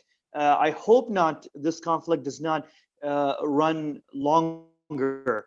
the armed conflict. I mean, the conflict is going on for 30 years, but the current armed conflict, I hope it does not extend and go for a longer period and force countries to take sides and create blocks. I hope that does not happen, because this is a very straightforward question. It's a question of occupied territory. It's a question of international law. And I think most of the countries politically stand by the side of Azerbaijan. And it's only a question of enforcing and being more effective to resolve this conflict. So in my view is we are not yet in that area where we see blocks being created, if I understood the question correctly. And I think a better answer to this probably could be given by Mr. Zahidov. And I give the floor to you, Mr. Zahidov, if you would like to answer. Well, thank you very much for the comprehensive answer on that question. I totally agree with you. Well, first of all, speaking about friends, I'm just wondering, that's a little bit interesting question, because how you define friends in international politics? Because yesterday's friends can have problems today and can be friends again tomorrow. So therefore, the definition of friend is a little bit complex here, and meaning in respect to the Turkish bloc. What do you mean by stating Turkish bloc? Because Turkey is a member of NATO, for example, and NATO is a military bloc, we know it. But nevertheless, within NATO, there are such countries as France, for example, whose stance and policy absolutely contradicts with the interests and with the stance of Azerbaijan. For example, France is one of the states which openly supports Armenia in this conflict, in spite of Armenians being aggressor. Yeah. So therefore, we can't. It will be much more complex if we try to define it in terms of friends of Turkey and so on.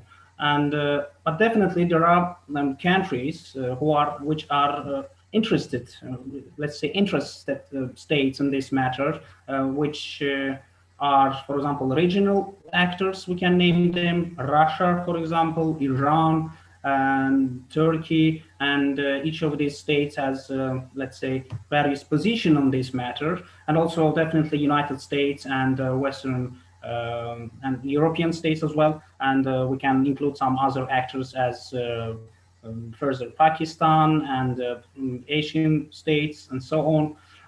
But most importantly, I have to mention Russia, Turkey, Iran, and then, of course, Europe and the United States, which have a particular interest in this matter. And officially, all these states recognize territorial integrity of Azerbaijan. Well, that's an official point of view. That's, in fact, we know that some of these countries indeed support Armenia. We know that some of these countries sell weapons to Armenia through different channels, and in fact, we know that some of these countries pursue double standards against their even against the fair position of Azerbaijan. So therefore, official statements definitely don't always overlap with the real intentions of countries. This is how actually the realistic school of international relations view it. As again, famous Hans Morgenthau put it, there is a distinction between the moral aspirations of states and the real intentions of those states. So therefore, based on official statements, you can never actually know whether this state is a friend or whether this state actually does have certain goals and is not a friend of Azerbaijan and so on. Thank you, Mr. Sultan, for additional answer. And maybe Mr. Intigam wanna add some point for this question.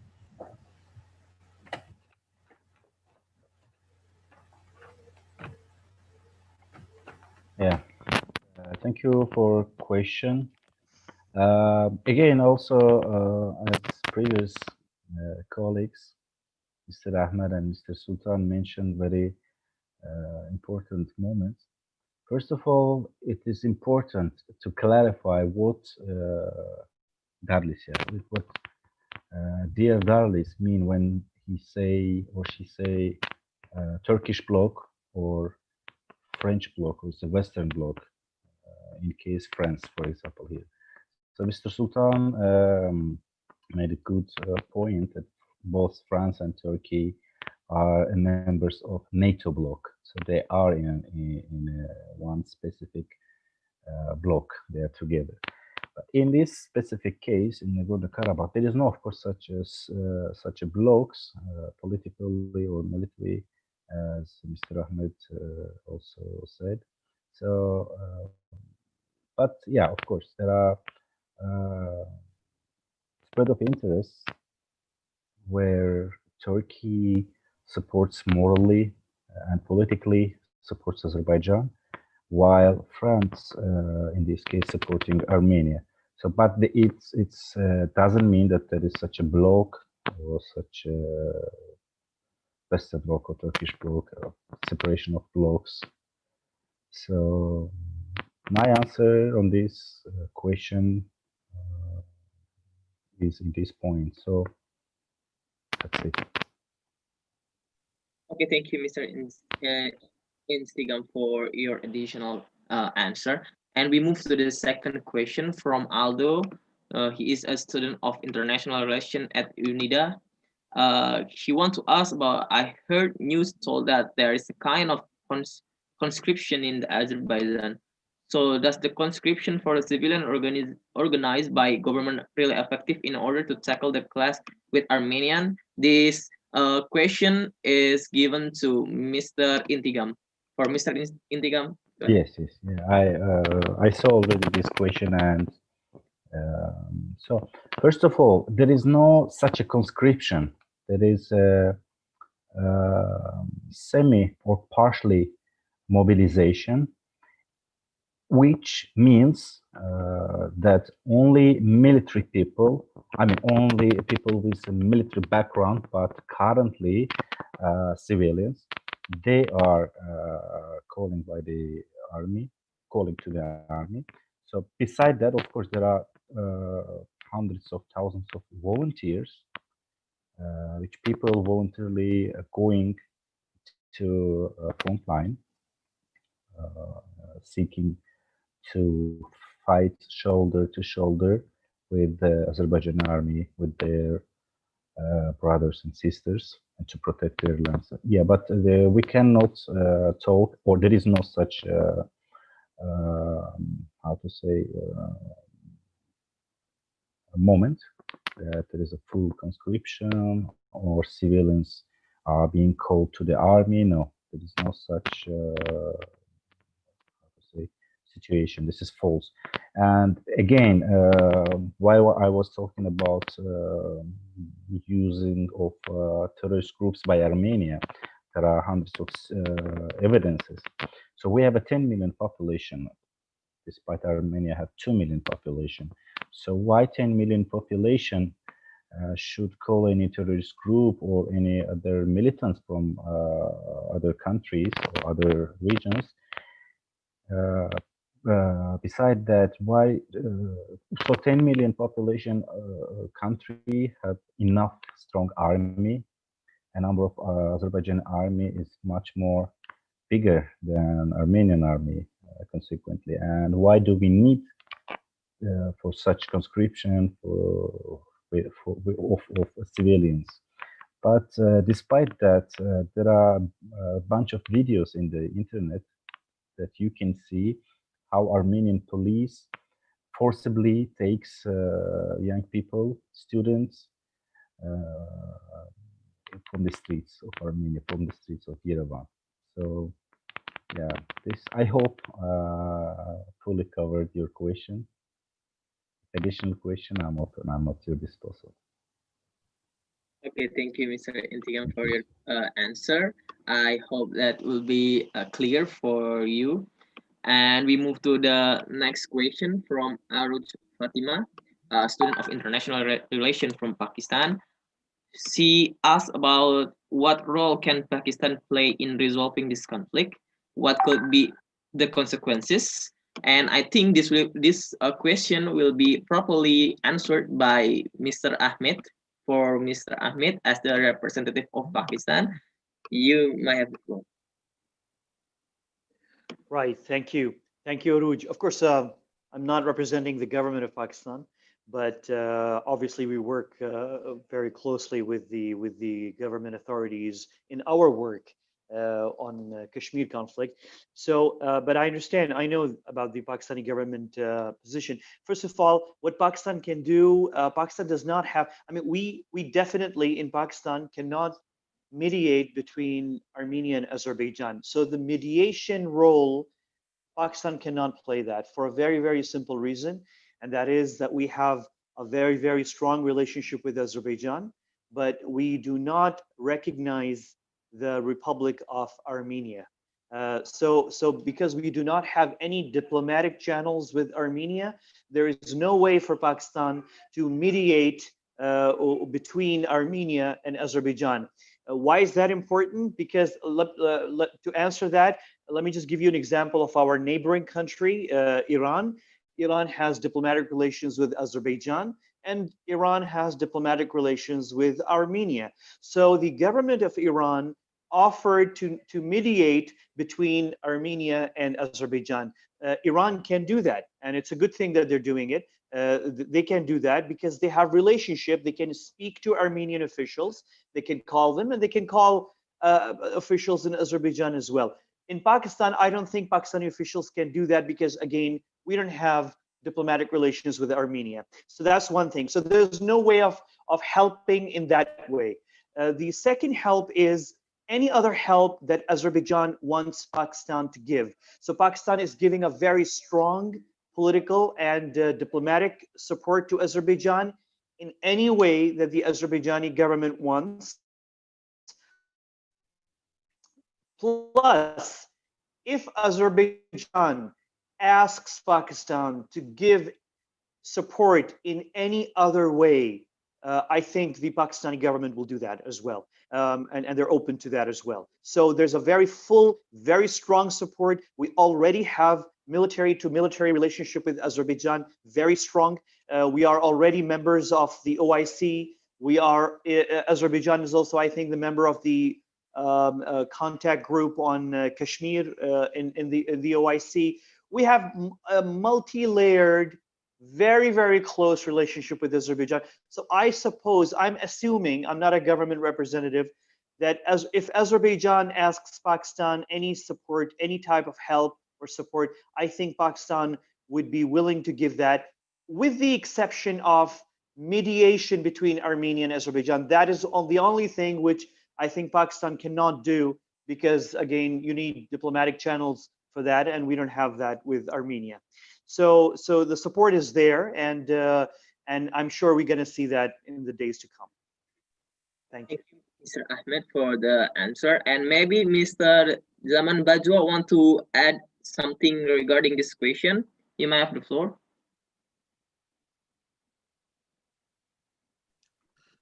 Thanks for my points. Actually, Mr. Ahmed Quraishi explained it very well.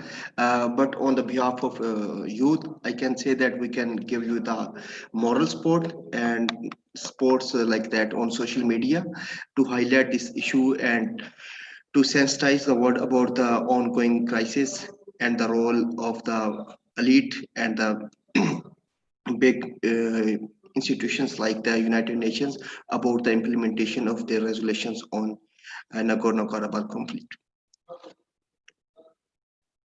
Okay, thank you for the answer, Mr. Bajwa.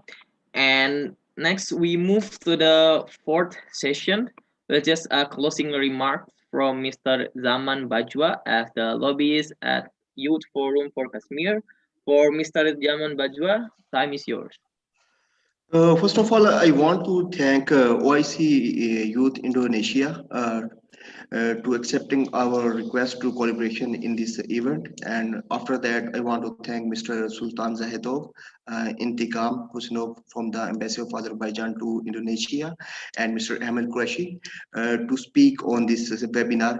Actually, the purpose of this webinar was to just talk on this ongoing crisis and to know about the facts and to defeat the rumors which are going on social media. Actually, the role of youth and the civil society is very important regarding the conflicts and the human rights violations.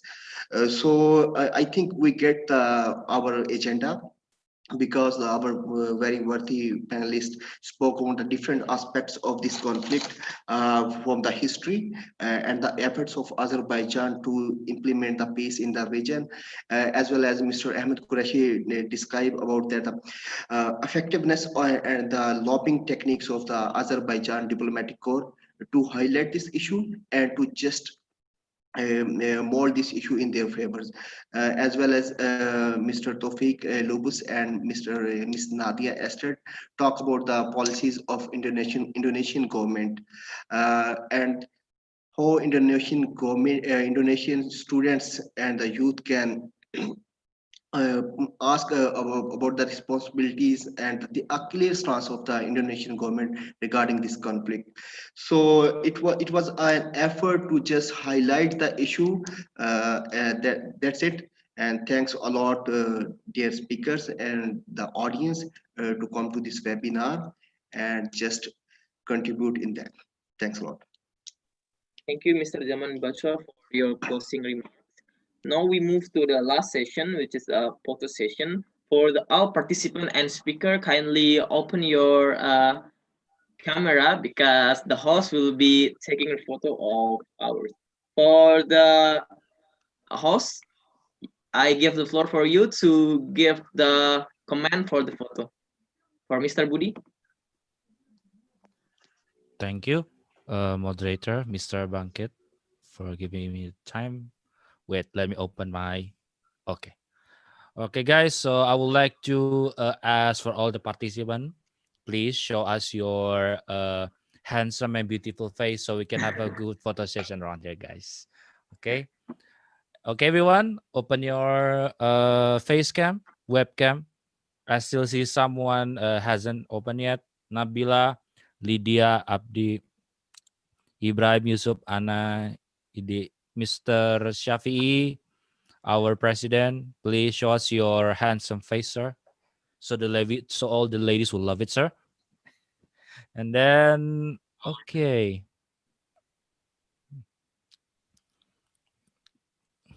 Okay, guys. Anyone? Okay, Mr. Ibrahim.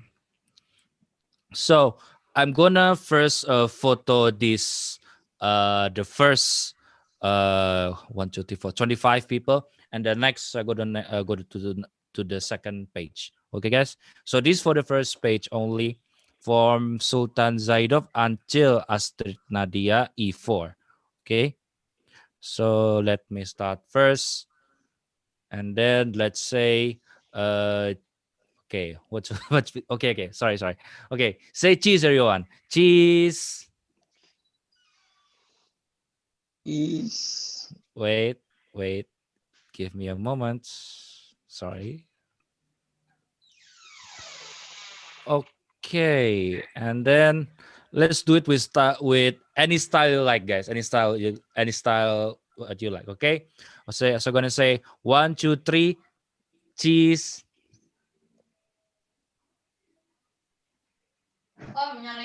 Okay. So now we go into the second page. Give me a moment. Okay, let's go to the second page. Okay, say 1, 2, 3, cheese, everyone.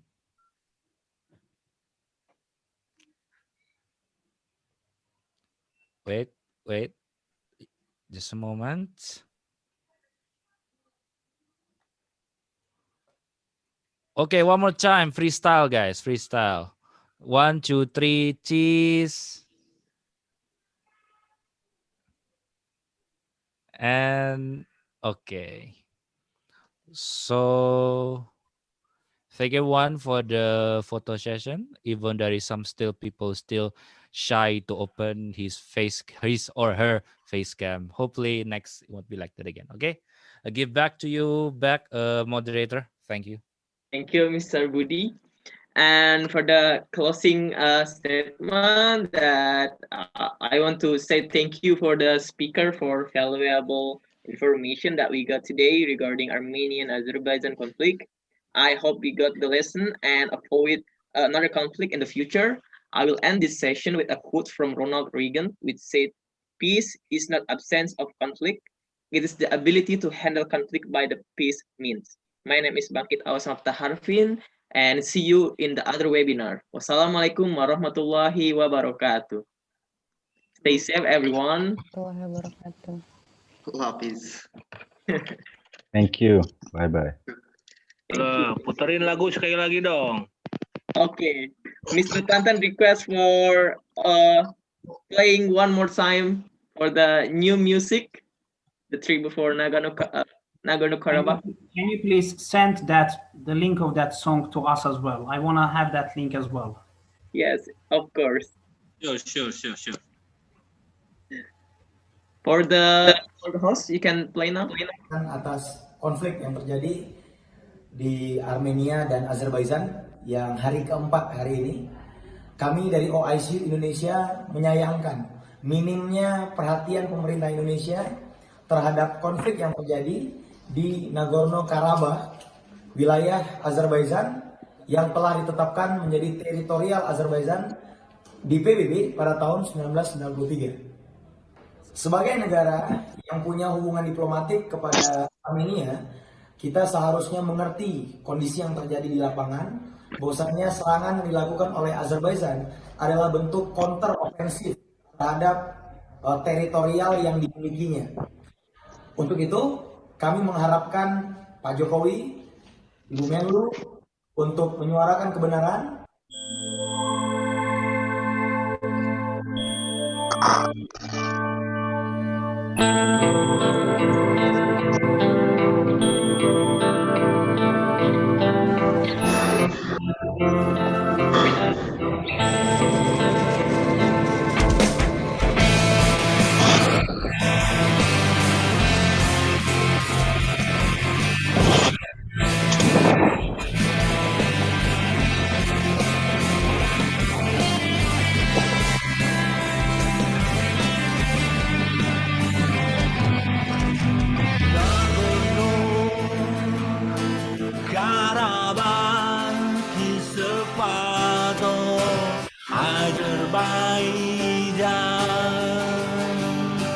Nagorno-Karabakh is belong to Azerbaijan.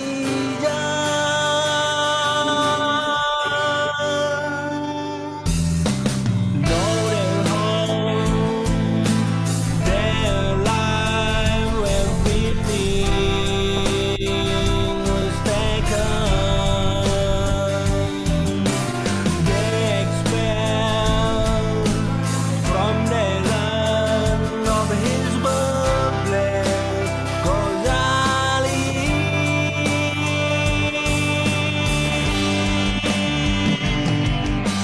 No more tears, no more cry, no more bloodshed, no more life lost. No more tears, no more cry, no more bloodshed, no more life lost. I still lost in peace, I still lost in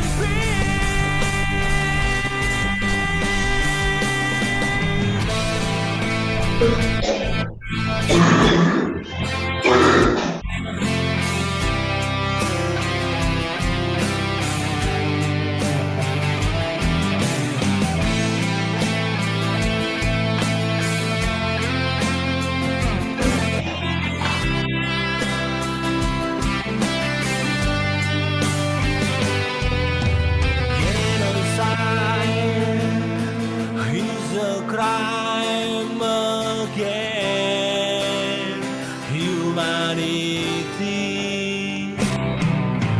Nagorno-Karabakh, justice for Ghazali.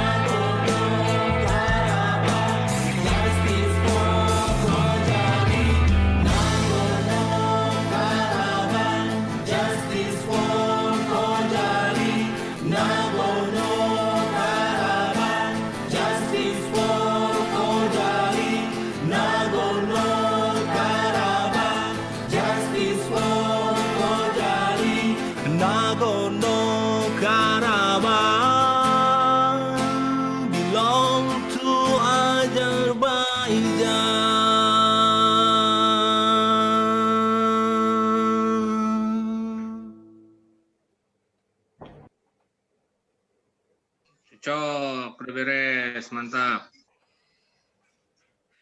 Very nice. Very nice. Still streaming ya? Oh. Thank you, Brother Intigam, Brother Sultan Zahidov. Thank you very much. Thank you very much. Ya, Zaman Terima Bajwa. kasih. Terima kasih kembali. Terima kasih. Brother Thank you very Gula. much. Ya.